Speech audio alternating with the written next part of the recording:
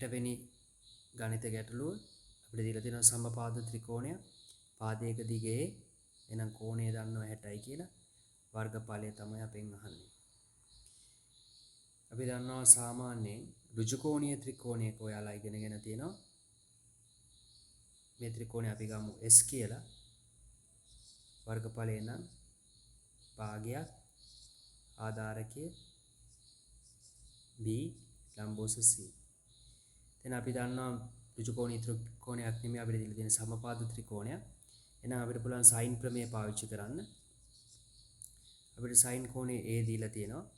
එතකොට මේකත් S කියලා ගත්තොත් වර්ගඵලය එනවා සයින් ප්‍රමේය දාද්දි භාගයක් B වතාවක් C sin A.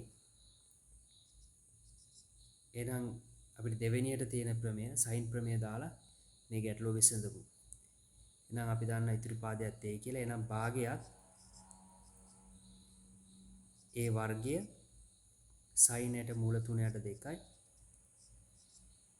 S වල අගය අහන්නේ S සමානයි පාට මාරු කරගමු. අපිට පේනවා උඩ මූල 3යි A කියලා A වර්ගය කියලා යට 4යි. එතකොට සමපාද ත්‍රිකෝණයක වර්ගඵලය A දිග වෙන පාදයක වර්ගඵලය මූල 3යට 4යි A වර්ගය.